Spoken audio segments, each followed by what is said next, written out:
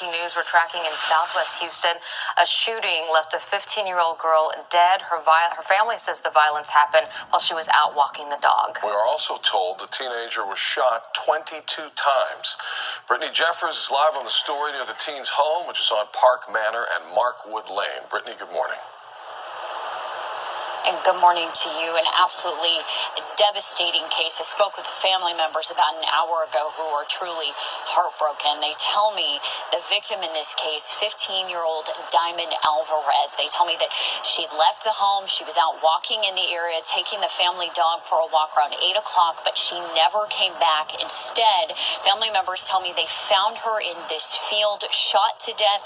This morning, you can see a memorial starting to grow in her honor. Now, if you take a look, the family shared this photo with us. This is 15-year-old Diamond. They say a sophomore at Madison High School.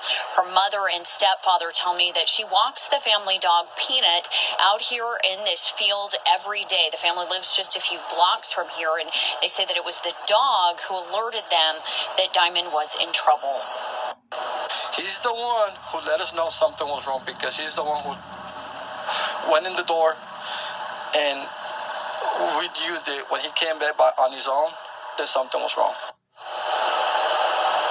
Houston police tell us that they were called out to the scene in Southwest Houston around 9:30 last night. They say victim died at the scene, and at this point they have not identified any suspects other than that the shooter may have been in a dark-colored vehicle heading northbound. Now, family members out here this morning tell me that they want answers, and they want whoever is responsible for this to turn themselves in immediately. I tried CPR. I couldn't bring her back. Whoever shot this girl for 22 times on the back, they're cowards.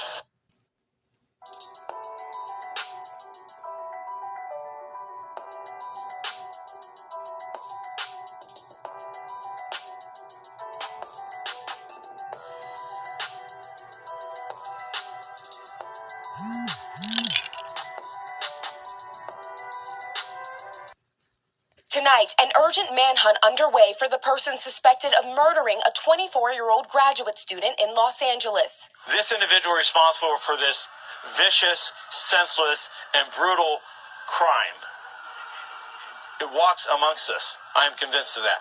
Overnight, the LAPD releasing surveillance video appearing to show the suspect, 31-year-old Sean Smith, at a nearby convenience store. Police say just 30 minutes after the deadly attack. UCLA student Brianna Coofer was working alone at a high-end furniture store last Thursday when police say Smith walked in and stabbed her in broad daylight. This appears to be a random act. There was nothing taken and no other suggestion of any other crime. According to a friend just before the fatal encounter, saying someone in the store was giving her a, quote, bad vibe. Her father now struggling to make sense of it. She's ripped away and it's just not right, and these things, we have to put a stop to this. That kind of pain also being felt in New York City, where earlier this month, police say a 19-year-old was shot and killed during an armed robbery at a Harlem Burger King where she worked. She wanted to work, get money to get a car. She wanted to go to college.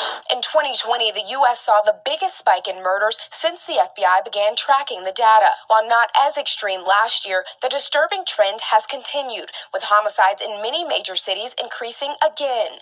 In both New York City and Los Angeles, the murder rate up more than 50% since 2019. Just this weekend here in Times Square, a woman died after being pushed in front of an oncoming train, an attack that police say was without warning and unprovoked.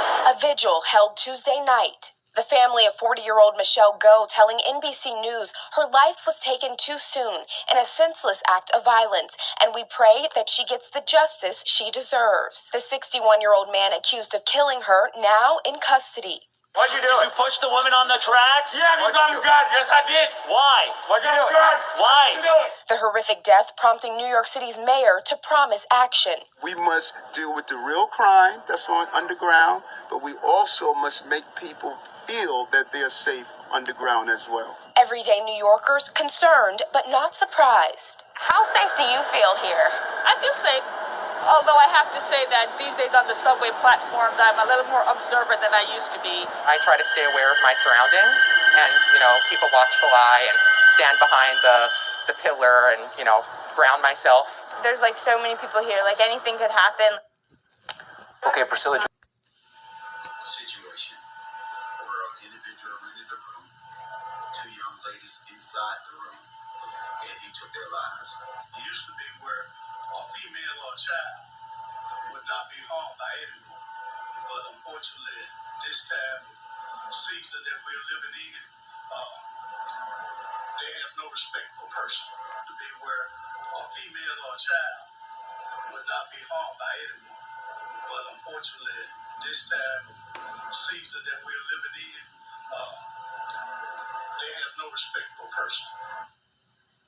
Police have made an arrest in the double homicide that happened at a Jackson motel. Two young women were found shot to death Sunday night at the Rainbow Motel on Medgar Evers Boulevard.